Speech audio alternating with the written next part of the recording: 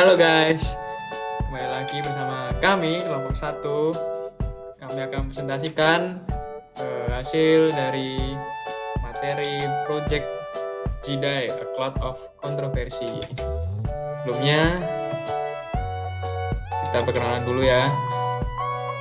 Saya sendiri Albertus Magnus dengan NIM sekian, lalu ada teman saya Muhammad Gibran dan Vevel Pasaribu. Lanjut, kita ke bagian topik.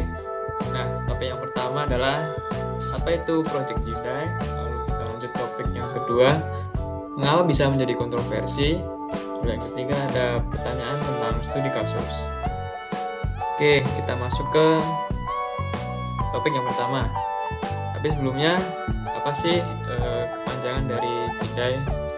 Nah, JIDAI adalah Joint Enterprise Defense Infrastructure.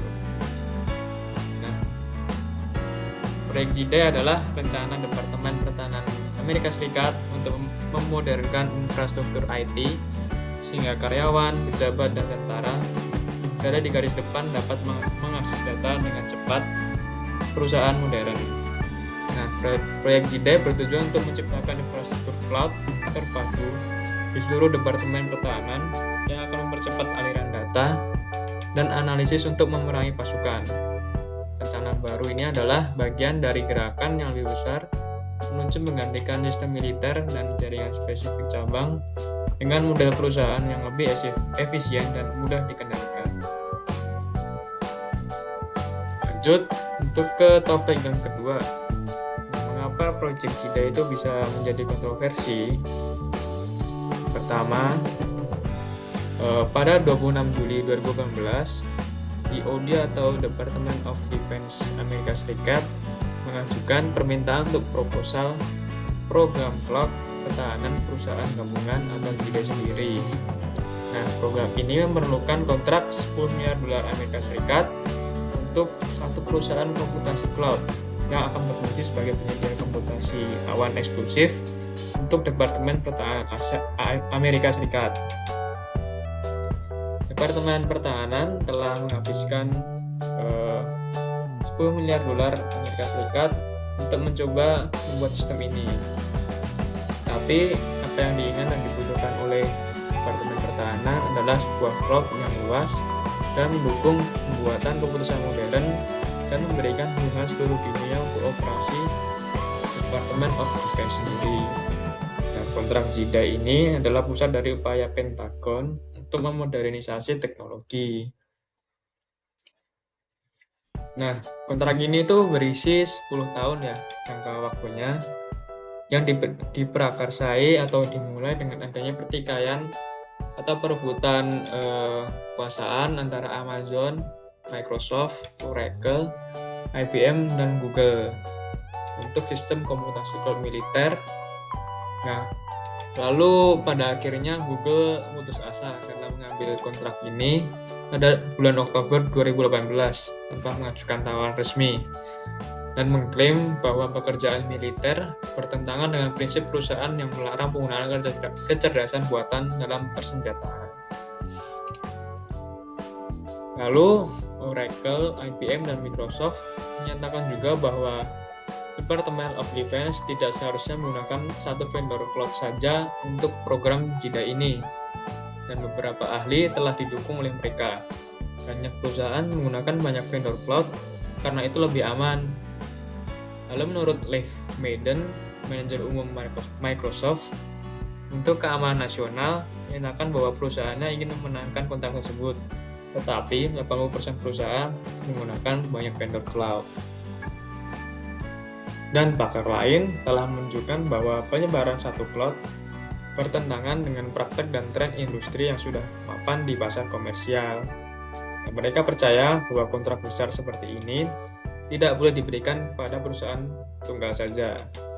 Dan para pendukung satu JIDAI itu mengatakan bahwa menggunakan banyak penyedia akan mengurangi kompleksitas dalam sistem militer IT dan arus komunikasi.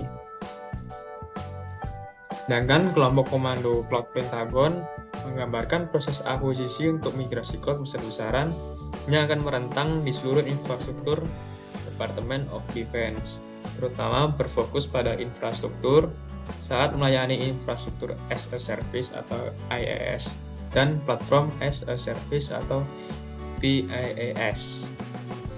Alih-alih membangun dan mempertahankan pusat data dan sistem sendiri, Department of Defense ingin mengambil keuntungan dari kekuatan yang ada, teknologi cloud komersial yang tersedia dan tidak membatasi mereka dengan kekuatan yang luas.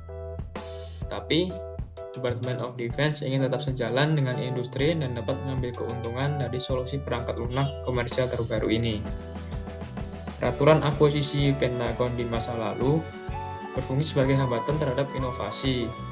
Nah, kebijakan akuisisi internal perlu direvisi untuk mengambil keuntungan penuh dari platform cloud komersial tersebut.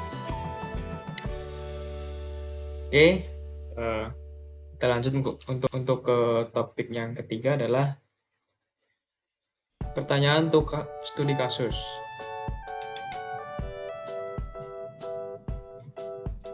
Pertanyaan yang pertama, apakah dan menjelaskan proyek JIDA itu? Mengapa begitu penting dan masalah apa yang harus diselesaikan? Pertanyaan kedua, masalah manajemen, organisasi, dan teknologi apa yang dikemukakan oleh proyek ini? Jelaskan masing-masing dalam bentuk poin-poin. Yang ketiga, haruskah kontrak JIDA ini diberikan pada satu penjual tunggal? Jika iya, mengapa? Dan jika tidak, mengapa? Nah, untuk jawaban yang pertama, proyek JIDA adalah rencana Departemen Pertahanan Amerika Serikat untuk memodernkan prasarana IT. Hal ini penting karena proyek ini bertujuan untuk menciptakan sebuah cloud yang akan mempercepat aliran data dan analisis untuk pasukan tempur, yang akan memungkinkan militer untuk menggunakan kecerdasan buatan untuk meningkatkan teknik pertempuran, perencanaan perang, dan komunikasi medan perang. Proyek infrastruktur pertahanan perusahaan gabungan bertujuan untuk menciptakan infrastruktur cloud untuk seluruh departemen pertahanan yang akan mempercepat distribusi analisis dan informasi untuk pasukan tempur. Jadi dipentingkan untuk kegiatan militer Amerika Serikat. Yang kedua, kita jawab untuk pertanyaan kedua. Dari poin manajemen, karyawan atau pegawai perlu dilatih oleh manajer untuk informasi baru yang ditambahkan. Lalu dari sisi teknologi, layanan cloud saat ini, Department of Defense sekarang itu didesentralisasi, menciptakan tambahan kompleksitas untuk mengelola data dan layanan di tingkat yang luas bagi perusahaan. Poin ketiga, organisasi Google, Microsoft, Oracle, Amazon, dan IBM bersaing untuk memiliki komputasi cloud milik militer. Dan JIDA tampaknya adalah gagasan kurang unprofesional yang tergantung pada penyedia tunggal, mengurangi redundansi yang seharusnya menjadi solusi multi-vendor. Untuk menjawab pertanyaan yang ketiga, menurut kami tidak seharusnya diberikan untuk satu vendor saja, karena mereka juga menghadapi masalah lain yang mencakup mobilitas data, keamanan, kepatuhan, dan memastikan keterampilan pelatihan yang tepat. Jika diberikan pada hanya satu perusahaan saja, maka pengadaan cloud akan semakin lama karena banyaknya bidang yang harus dipenuhi seperti contoh di atas. Baik, sekian presentasi dan penjelasan dari kami kelompok 1. Apabila ada salah kata, mohon maaf yang sebesar-besarnya. Terima kasih.